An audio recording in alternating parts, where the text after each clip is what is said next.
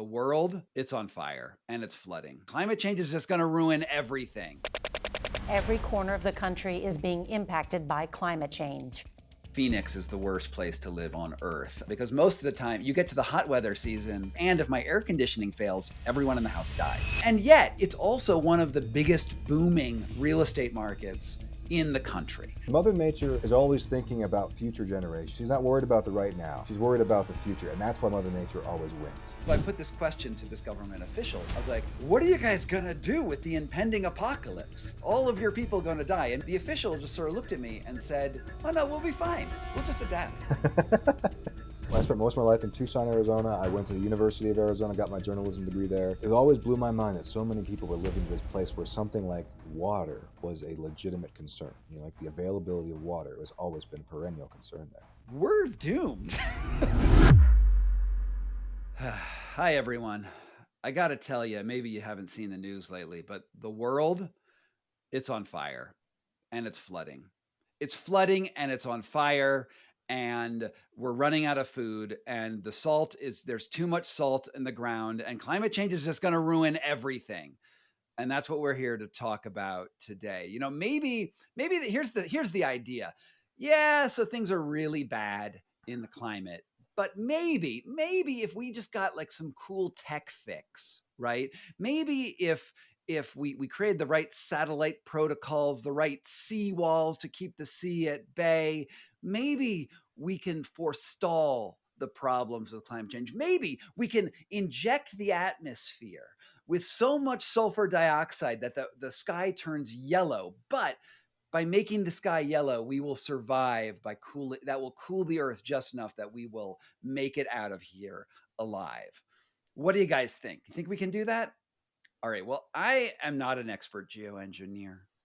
I am not somebody who understands all of the science, but one of the things that's beautiful about having this job and this podcast is that I get to reach out to awesome experts all over the world who can give me some insight into what our climate change future might be. And I'm talking today to Stephen Miller. You know his byline from Discover Magazine, Washington Post, a magazine called National Geographic. I know him personally because we both had this environmental journalism fellowship over at CU Boulder in different years, but you know, there's a community of us environmental journalists out there.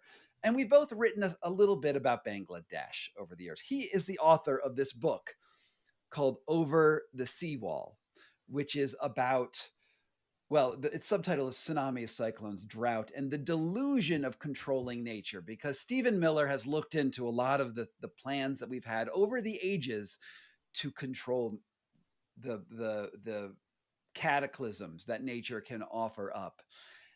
And he wrote a really good book about it. It just came out with Island Press this last month. And I want to start by, in his introduction, he talks about this city of Ease, which is just spelled Y-S. What happened at Ease? What was that city? Hi, Scott.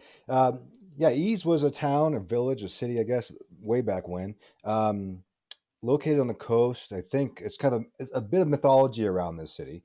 However, I'm pretty sure it existed. I think it existed on the coast of France.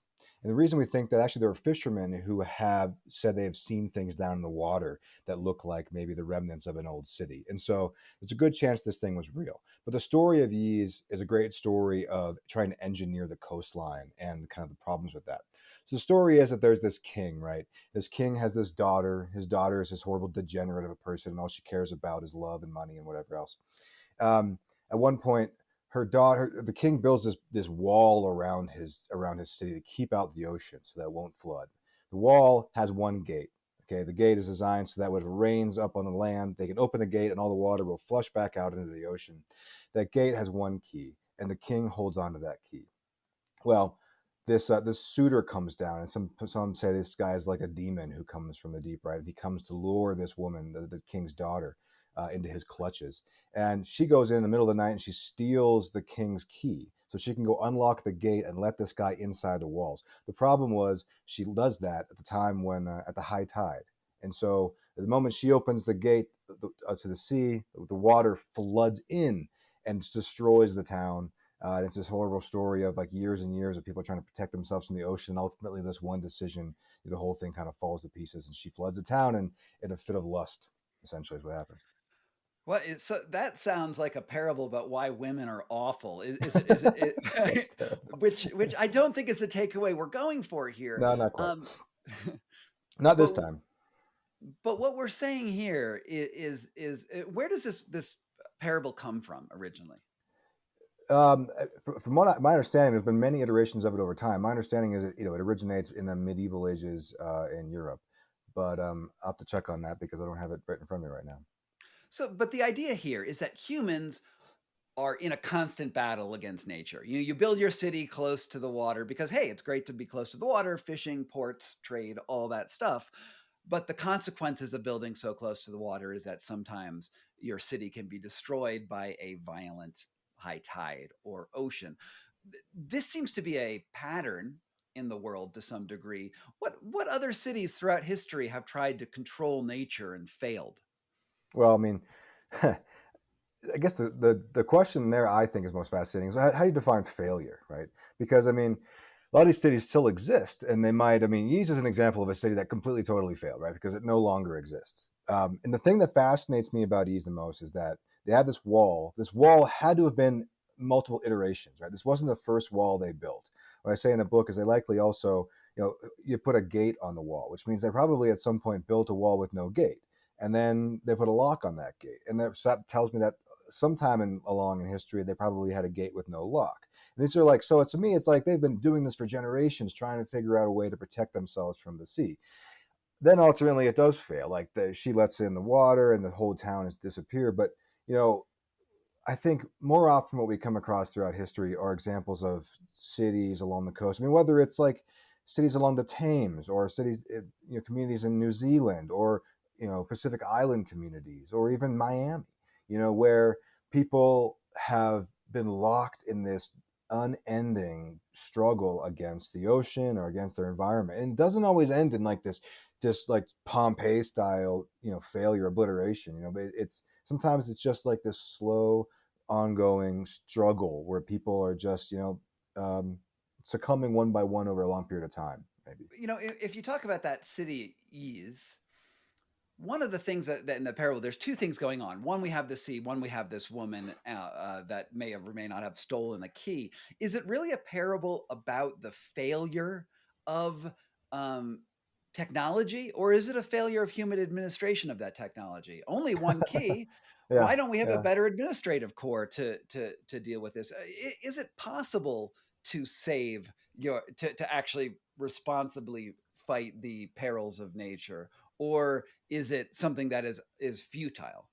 Yeah, that's what I'm getting to in the book, right? Is like, why build the wall in the first place? Well, why put yourself in a position where you even need to build the wall and then create this whole other system of trying to maintain the integrity of the wall and protect it from being opened and hiding the key away and all these things. It's like this is the way these bad decisions kind of snowball. It starts off with one thing, but then it just it gets worse and worse. And every decision along the way puts you in the position where you have to make an even worse decision down the road.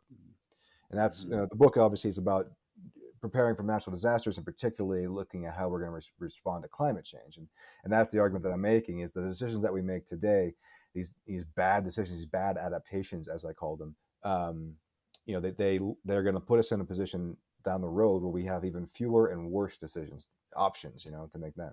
Mm-hmm. So what is the status quo, the way we're moving right now?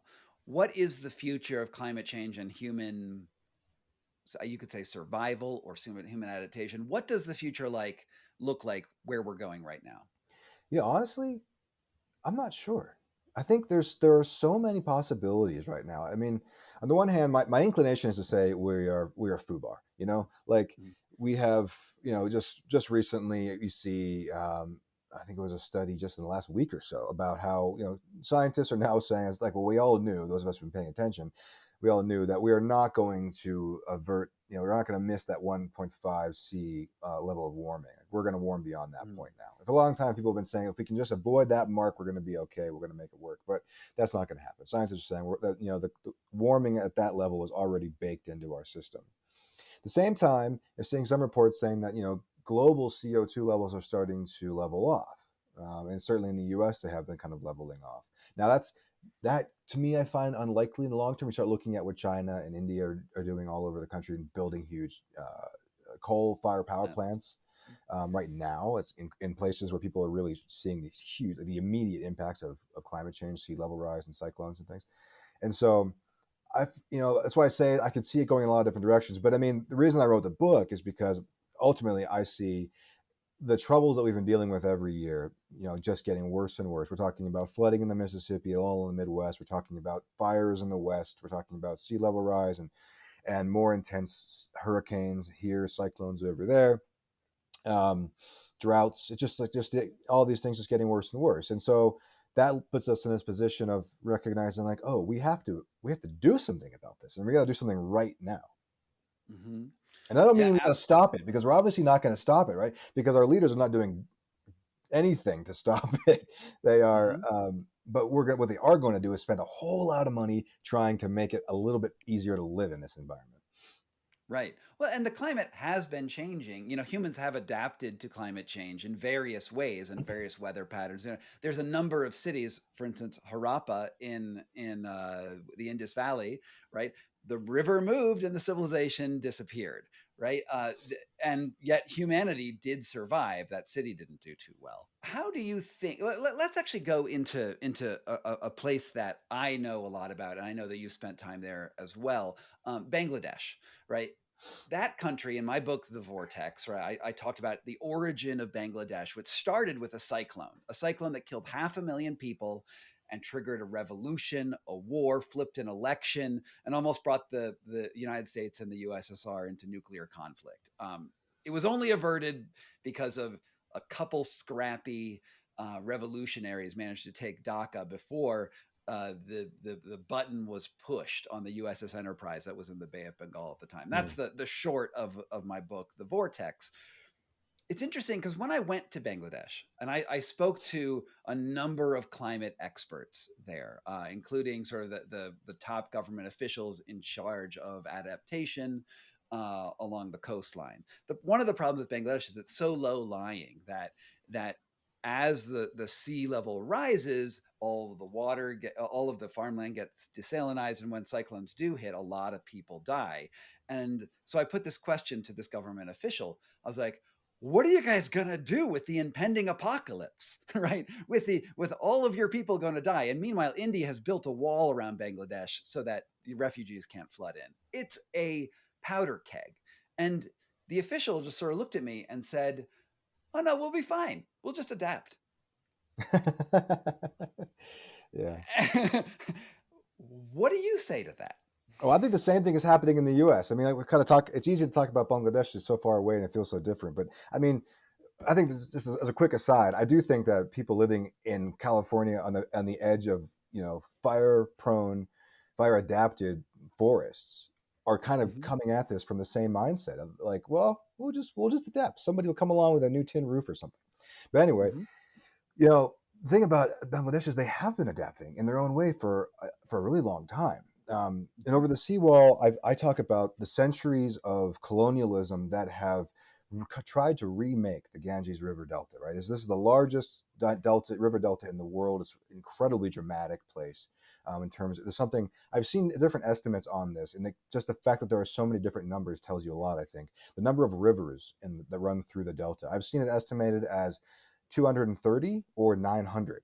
And so it's like, depending. I've seen 1,000. They've talked, but who Yeah, knows? just But the way that they it's a move and they delta. change. It's a delta, right? And that's the thing. And it's a delta that's mud. It's built up of silt and mud. That's about, I think it goes about 12 kilometers deep before you hit any kind of rock. So this is just mud. You imagine like shooting a hose into the dirt in your backyard, and the way the dirt crumbles and creates new waterways. And that's what's happening there. And here you have this 170 million people living in an area about the size of Iowa, with this incredibly dynamic, volatile river system. And then, of course, in a place on the edge of a bay that's prone to huge cyclones and massive storms that just seems to be getting worse and worse. But so I talk about, the attempt to control this environment, the book, like the delusion of controlling nature, because for centuries, people like the Muslim Mughals, then down the line, the East Indies Company, the British, and really did most of the damage. And then into the 1950s, and you start to look at envoys from the US come over and try to find ways that how are we going to solve the plight of the Bangladeshi people. They need to find a way to engineer their deltas so that these poor people can survive the floods and make enough food. And this has always been done with this kind of Western mindset of like, well, we'll just control the rivers. We'll build embankments along the rivers. It's the same story that happened in the Mississippi Delta. We're going to build embankments and levees along the rivers to keep the rivers in place. That means the rivers won't flood, which would be great, and we'll create more farmland on the side of them, which means we can farm more food for more people. And then Bangladesh at this time in the mid 20th century is dealing with horrific famine.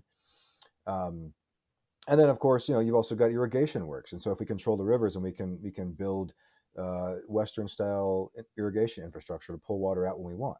It all sounds wonderful. And in some parts of the world, it actually has worked, but not Bangladesh. And they've tried to do it over and over and over again there. And one of the people I talked to in the book, a professor by the name of Dilip Datta at Kulna University, which is down there in the thick of this mess, he told me, he was talking to me in his office, and he's saying something like, it's the definition of what is it called? What we call it, like pagal in Bangla. It's madness. That's right. It's madness to try to do the same thing over and over and expect a different result. And that's what they've been trying to do there. The result has happened, rather than controlling the rivers and keeping them in their place and creating farmland and all that, the result that's happened is the rivers are filled with sediment. All that sediment that washes out of the Himalaya mountains and upstream in India and everything, all of that gets filled in the river. The river level rises. Meanwhile, that sediment used to deposit across the plain and build that 12 kilometers of mud, used to build that up. Now that doesn't get built up anymore. So you have the river level rising and the ground level dropping because it's compacting. And so when these floods do happen, they're that much worse. It's orders of magnitude worse. That's terrible. It is terrible. And so what is the takeaway from this parable, right? We try to fix nature, we try to control nature, and then it turns out that our efforts to fix these technological fable that we tell, if we do one thing, we put a hydroelectric dam here, you'll get electricity forever and there will be no downsides. But it seems like technology often it has these benefits and these costs that come with it. And how do we resolve that? And are we ever going to resolve that? Or are you just telling Bangladeshis, you guys should move? No. Well, I've heard Bangladeshis tell Bangladeshis that they should move. And that's one of Dilip Datta. At one point we got in this conversation, and it was kind of intense, honestly. It was like, it was such a cynical perspective that as he was telling me this, got a little bit uncomfortable, because he said, I'm not even kidding. He says to me, Cyclone Sidr and Isla, which killed lots of people and destroyed, homes and farmland, really terrible impacts. He says these cyclones, they were doing, I'm paraphrasing this, pretty grossly, but he said they did something good. He said they did what Mother Nature is doing. They took the coast back for Mother Nature. He said Mother Nature is always thinking about future generations. She's not worried about the right now. She's worried about the future. And that's why Mother Nature always wins. And so I think what he was getting at was, this land, and especially along the coast here, historically was not a very populated part of the country or the world. Now it's heavily, one of the most densely populated places on the planet. And that's not necessarily a great thing, and he was kind of making this argument. And I think the point there, and it applies all over the world, right? There are some places where we're going to be just hit, and it's going to be so difficult to try to live there that, we have two options. We can either do what they did in the East, right, and continue to build up walls, more walls, bigger walls, gates in the walls, locks in the walls, locks in the gates, all that. Or, maybe we can totally rethink the way we live, or also rethink where we live, because there is something to be said for choosing. I think that's an incredibly form of adaptation, is choosing where we decide to put our investment. Yeah, but when you think about what the political costs of moving millions of people are, I mean, for instance, one of the things that I worry about climate change mostly, like the real danger of climate change in my mind, is not where populations are going to be, or desalinization, or even the immediate disasters that may occur. I mean, the Bola cyclone killed 500,000 people. There was a cyclone 100 years before that killed 300,000 people, all in that same region. But even those deaths are not necessarily the problem. It's actually the human fallout from this, is that currently Bangladesh is ringed by a wall that's armed by guards, and on the India side, who, when this happens, they're going to start firing.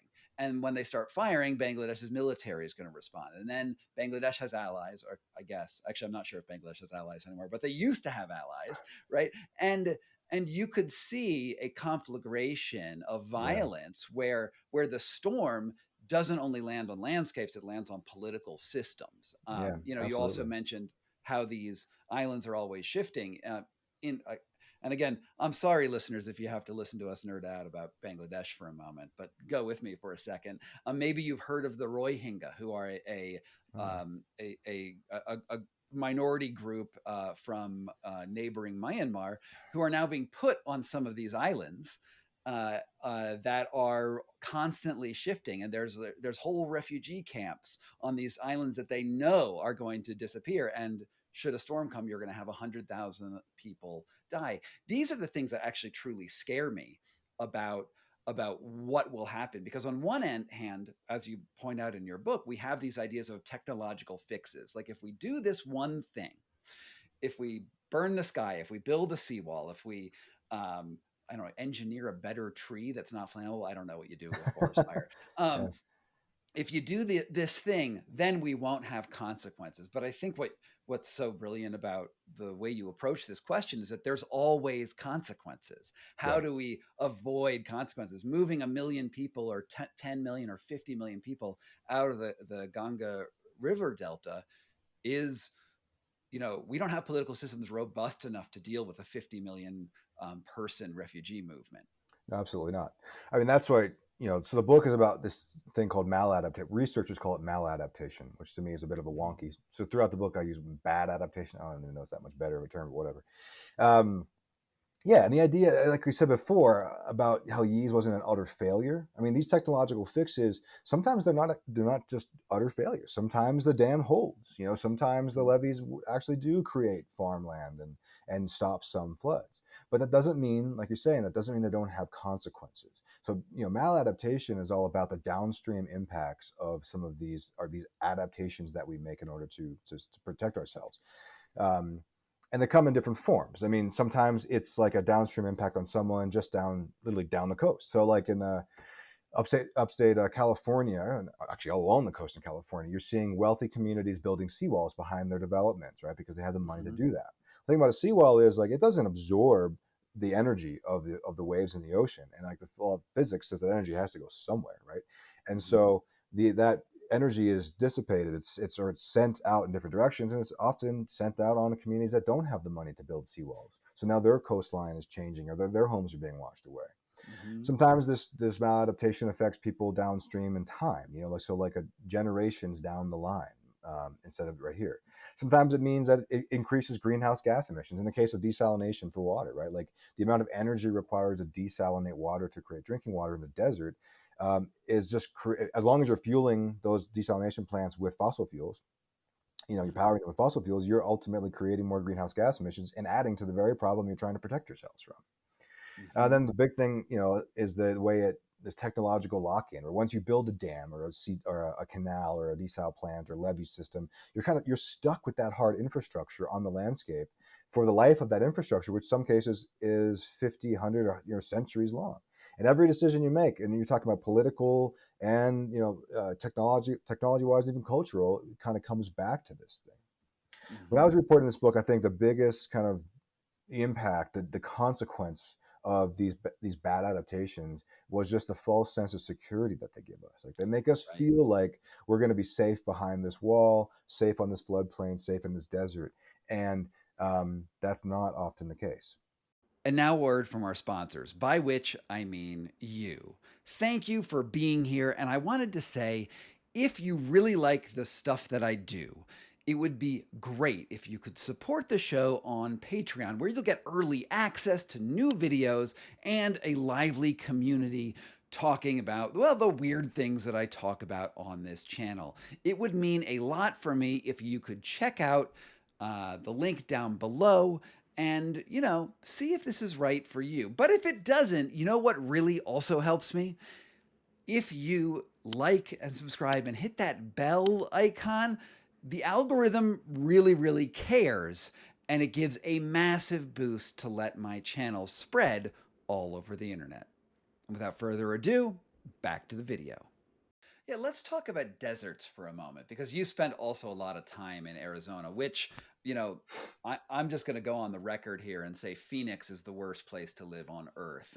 And, you know, that may not totally jive with all of the facts, but, you know, my sister used to live in the suburb of Chandler, and I would look in the middle of August at what the temperature was in Chandler, and it was hitting 120 far too frequently, Oh like yeah. weeks over 110, where you know, life as I know it does not thrive.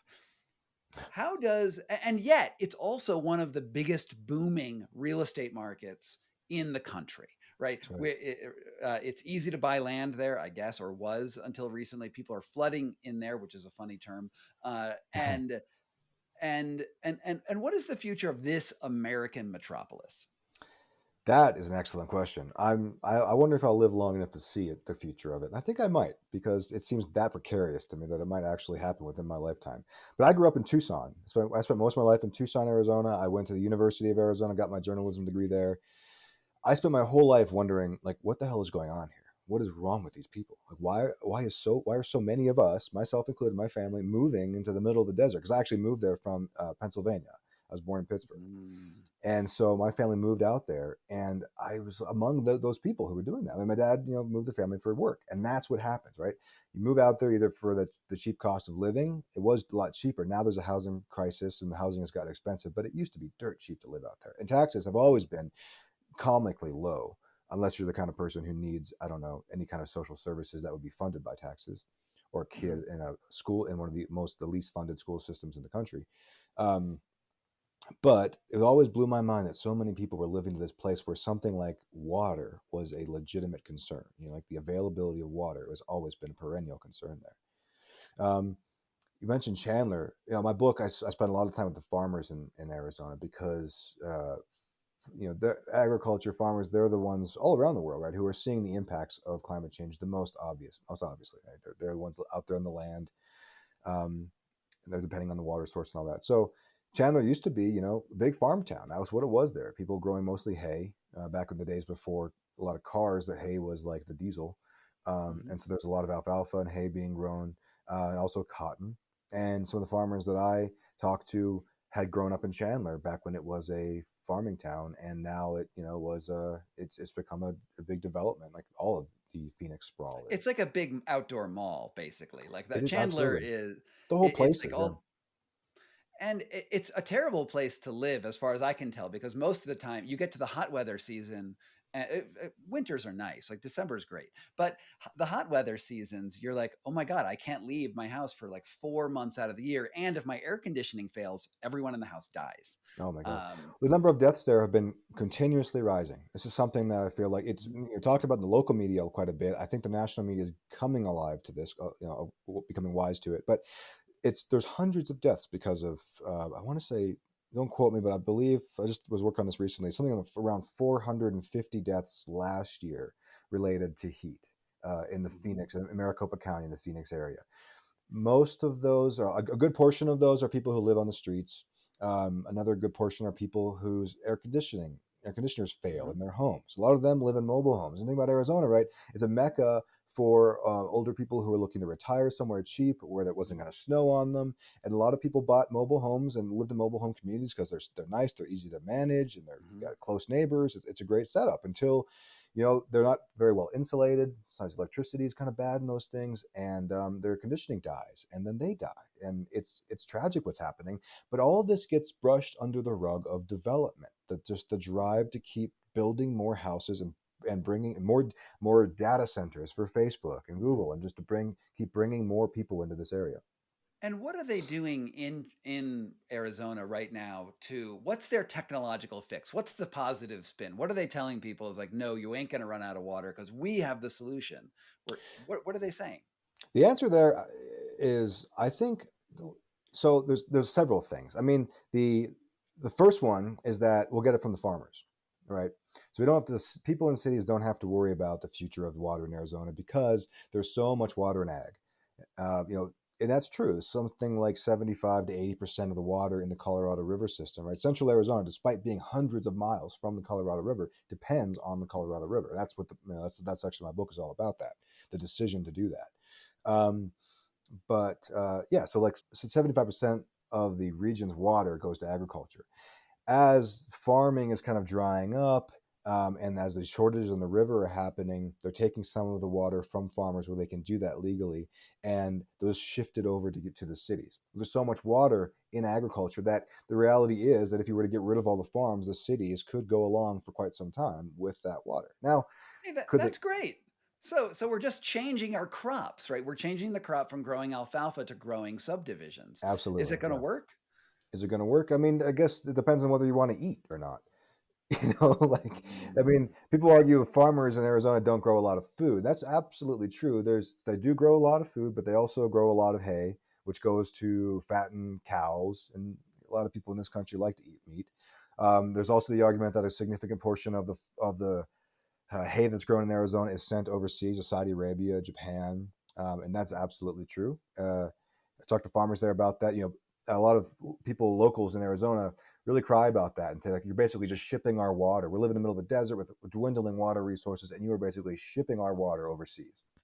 mhm, Well, the farmers will say, yeah, because Saudi Arabians buy cheap hay for a good price, and that price is steady every time I sell it to them. They mhm, don't raise the price. Like, the American market fluctuates. Sometimes farmers make a good amount of money, but if oats are doing well one year, then the hay price comes down or something. So it's mhm. these, it's the American ag market is very volatile, whereas they can ship their stuff overseas and get it in a set rate for it. The thing is, these farmers are locked into paying off a debt for this big canal, that the Central Arizona project that brought water from the Colorado River to the center of the state. The farmers are locked into paying a debt for that canal. This is their adaptation, or as I call it, this bad adaptation. And because they have this debt, they have to sell crops. They have to sell those crops at a high value. And so they're incentivized to grow whatever they can. So they're not just going to switch over tomorrow to some miracle, drought proof grain or something like Kernza or whatever, right? They're Mhm, going to grow whatever the market is going to pay them to grow, and that's mhm. in large part because of this adaptation that they bought into, that they have to pay for now. So that's the downstream consequence of a canal that brings Colorado River water 350 miles from the border to Phoenix. Well, that's interesting. In a way, you've made me feel like better about the future of Arizona than I had thought, which is not the way I thought I'd come out of what you just said, because it does seem like, well, if you just change some of your ideas about what Arizona can do and can provide, then Arizona will be actually better, because the issues there are drought. It's not destruction of things, unlike a place like Canada. Like in the last year, for instance, there was this great book by John Valiant. I don't know if you saw it. It's called Fire Weather, Mm, which nice. is about the largest fire in Canada. I almost call it Canada, in Canada's history, which is, of course, we have these. It's basically all pine trees up there, right? And it's getting hotter, it's getting drier, and an entire town burned down. Major mining town burned down. I think it was in 8 years ago or so.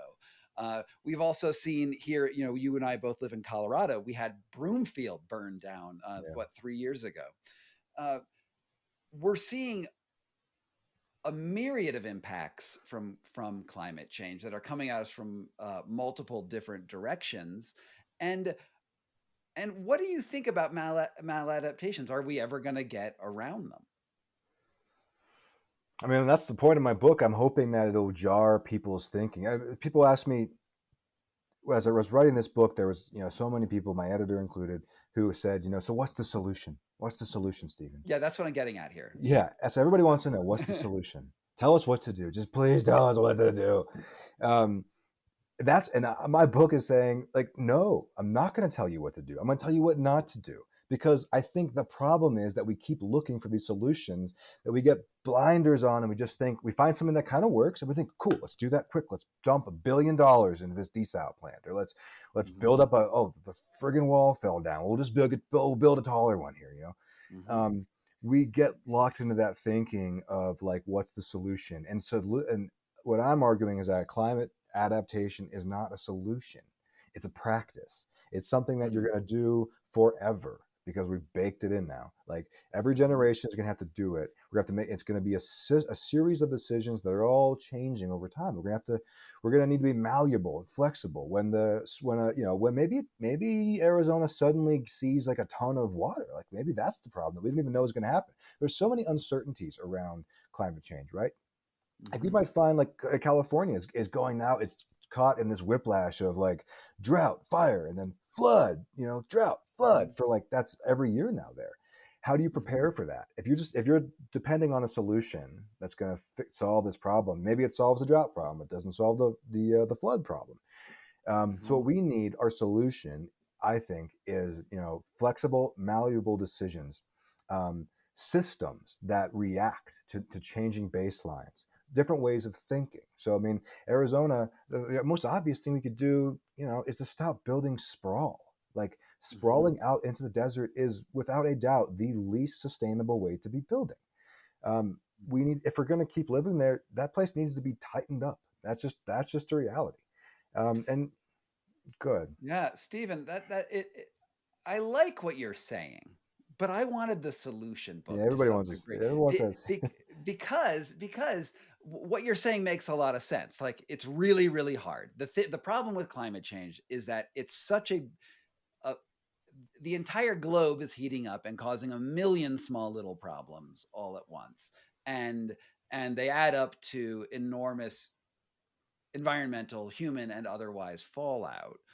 And it strikes me that we're not very good at a million smart changes, right? That's not what humans do well anymore. right. Um, and when you don't do that, you're going to reap some consequences, right? When you try to keep doing the big one quick fix, you're gonna do consequences, which is what you're obviously cautioning against.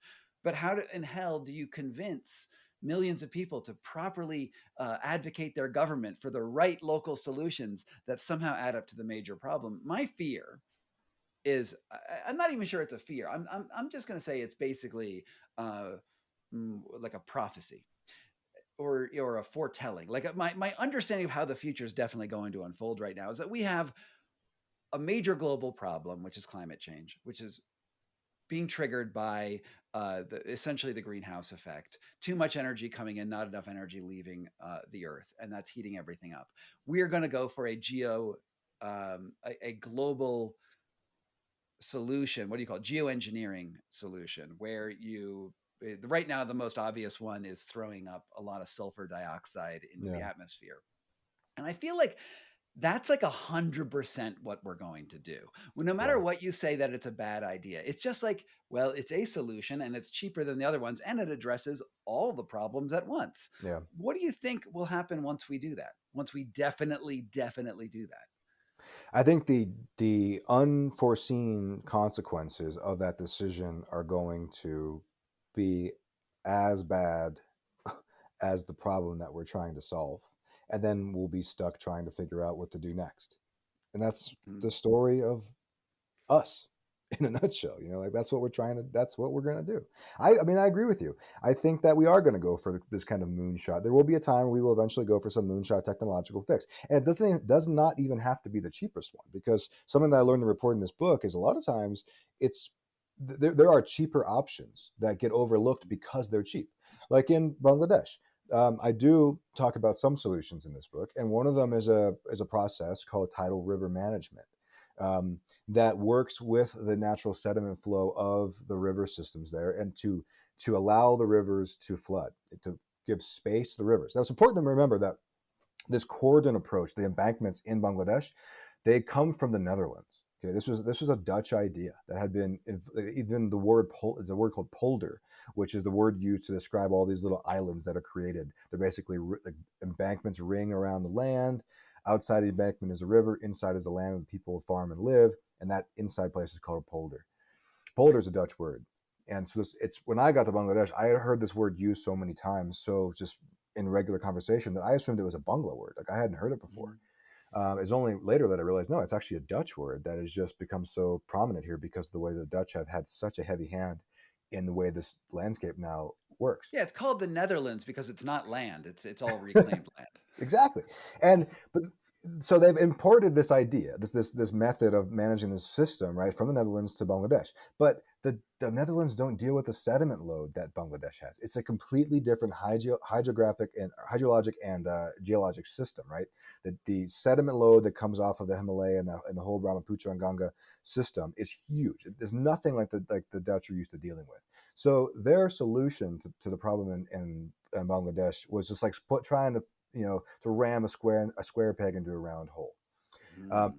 Now people there are waking up to this reality. They have been for some time, and they've got this other idea they call tidal river management, or TRM. And what it does is it allows the rivers to flood like they would naturally in certain places. Like you move a bunch of people out of an area, you create a basin where you allow the river to flood into that basin. That sediment gets, rather than building up in the river where it just increases the water table and makes for more floods, that sediment spills into that basin, builds the basin up, and now you have land that is above the sea level, and it's super nutrient rich because the silt is basically natural fertilizer. And then once that basin gets filled, you wall it off, you let the people move back onto it and farm it again, and you move the basin downriver a little bit. So you keep kind of creating these spaces along the way, um, where you can allow the river to flood naturally. So And what you were saying, that's cheaper than the current option, yeah, which that's is bringing me back there. Yeah, got in a bit of a thing. So it's cheaper. It's really cheap. All you really have to do is kick off some farmers and pay them enough money that they feel like they'll go live somewhere else for a short time, while this basin builds up. People who are involved in it tell me that the problem is not technologic or like engineering. The problem they have there is a sociologic problem and an economic problem, because the reality is the government gets so much money from foreign aid groups, the World Bank and the Asian Development Bank and USAID. They love big glitzy techno infrastructural solutions because they bring in tons and tons of money. And Bangladesh is a country that really struggles with corruption, like every country does, including the U.S. no, And Bangladesh is super special on the corruption front. yeah, It's okay, it's a little I was trying to expert be on the soft corruption about it. front. I was trying to be a No, little bit, yeah. no. But yeah, and so when you got $1 billion coming in to build a wall somewhere or something, well, every step along the way, someone shaves a little bit off of that until you get down to this wall being built. And it's like, I've talked to people who say, I've seen walls that just stop, like an embankment that's supposed to be a ring around a village, and the wall just stops at one point. And there's a person living where that wall has stopped, just near there. And I asked, why has that wall not been completed to like actually keep the water out? And they said, well, yeah, I guess the workers just left. They ran out of money or something. And Yeah. it's just like, that's what happens. So there's an incentive to get these big fixes in because they bring in money. Little things like TRM that don't take a lot of money, well, nobody wants to do that because there's no way, you can't make a buck off of it. You can't like skim off the top of that. What do you think about the current way that that climate activists are currently saying that the only way we're locked into a dramatically bad climate problem. We know it's happening. We're going to miss the 1.5C target. It's going to happen. But the only way to combat this is with optimism, right? And this is a very common viewpoint. It's like, well, we missed all of our targets and we said it was going to be catastrophic. And then the New York Times runs this thing. It's like, well, it's a catastrophe, but it's not as bad as you think. Yeah. And can we talk about the climate crisis in a way that's optimistic, or can we just, in my opinion, be a little real about what's coming down the pipeline? So I'm super torn on this, and like some background on me, I worked as an editor for a magazine called Yes! Exclamation point, Oh yeah, right. based out of Seattle. Mm-hmm. I was a senior editor Mm-hmm. there for several years. I covered climate change and environmental justice. And Mm-hmm. Yes is a progressive news organization that focuses on solutions journalism. And so every story that I wrote or edited while I was there, was a solution story about how we're going to fix this thing. And their bent is like progressive news with a positive spin, Mm-hmm. the sense being that, we're not going to bury people in doom and gloom. We're going to give them a way out. The idea, give them a way out. Everyone's going to go there, and that's how we're going to get out of this thing. Mm-hmm. I did this years ago. Now you see solutions journalism is becoming a much more prominent in the media landscape. I think even the Washington Post has a whole solutions, climate solutions vertical. Mm-hmm. You see, Grist is a whole solutions thing. I mean, everywhere you go now, people are doing the climate solutions bet. And the idea is that, right, we're going to get out of the doom and gloom. We're going to solve this problem together. I'm torn on that, and that's the point of my book. It's kind of, that's the ethos this book is coming from. It's like, as someone who's worked in the solution space for a long time and still continues to write solutions, I just got an assignment yesterday for another solution story. Um, I feel like I appreciate the solutions, and I do think they're valuable, and I do think that we need to be presenting them and dissecting them. My hesitancy is that I understand how the media works and how these solutions often get presented. Even though we say we're going to present the solution, we're going to really analyze the solution and show the downsides. We're not just going to present it as a cure-all.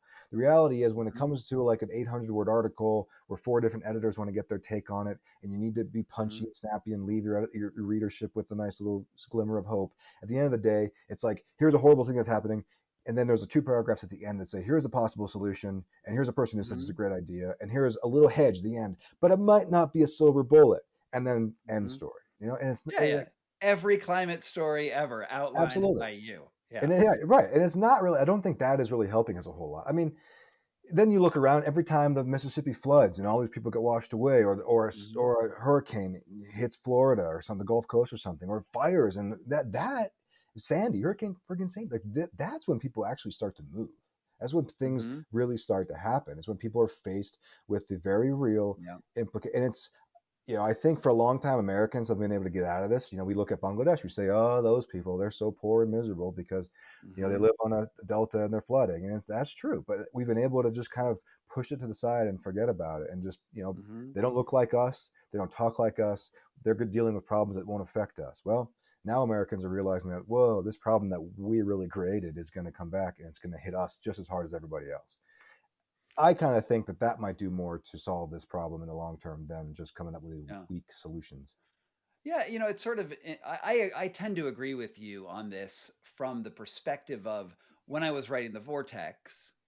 The idea was, look, even though that storm wasn't probably caused by climate change, it was a little bit earlier to say like a cyclone was caused by climate change. It created all these downstream effects, including a revolution, including a genocide. And it was terrible. It was huge human fallout. But at the end of the day, things happened. Like history happened. People in the crisis said, okay, I actually have to do something right now to change where I live, to fight that brutal government, to fight for equality, or whatever it is that they were doing at that moment. The problems became so critically clear because they were so acute that the solutions naturally occurred, right? They weren't pretty by any stretch of the imagination. They were actually quite terrible, but the adaptation is forced. It's not something that you could think out in advance. It happened, and what the future of our humanity will look like. Personally, I'm sort of more of a dark ecology guy. I don't know if you've run across this this philosophy, but it's basically, we're doomed. We are on the way to doomed. And once you accept that, then you have to decide, well, how are we going to live right now? And that actually leads to potentially ways to adapt, actually ways to sort of say that we are going to do things. And yeah, things are probably going to fall apart, but how do you live knowing that things are going to fall apart? That's where I am. I think it's a super fascinating. And I think people kind of talk about that and like poo-poo the idea, right? Because it's so dismal and you can't accept it. But then you look around at what our world leaders are or are not doing to remedy the situation, and you really kind of feel like that might just be it. But you said something in that mix that I think is so important in this conversation. The idea about reacting to, like, we're gonna adapt to the problem, not think ahead. We're gonna adapt to the crises as they unfold, like after they unfold. Well, by definition, like that's what adaptation is, right? Like adaptation. I mean, like Darwin style adaptation is environments change, or you arrive in this situation and you react over time, generations, to the situation. You don't think ahead. So what we're trying to do now with climate adaptation is like such a novel idea, really. Like this thinking, we're trying to think deep into the future, generations down the line, in a future that we can't even pin down because there are so many uncertainties, and we don't, we're running all these computer models that are helping us to imagine like millions of possible futures, but we don't really know which one we're going to get. And so we're trying to react to things that haven't happened yet. And that's really not adaptation. Like lizards didn't didn't just like see like a drought coming and then like grow a thick skin to keep their moisture in, right? Like it was hot, and then a bunch of them died, and the ones that didn't die happened to have a thick skin, and then those are the ones that we now have lizards. So I don't know. I think yeah, there's going to be a lot of attempts to solve this thing. We're going to see a lot of rooftop gardens, that do nothing, and we're going to see some huge technological solutions that fail horribly.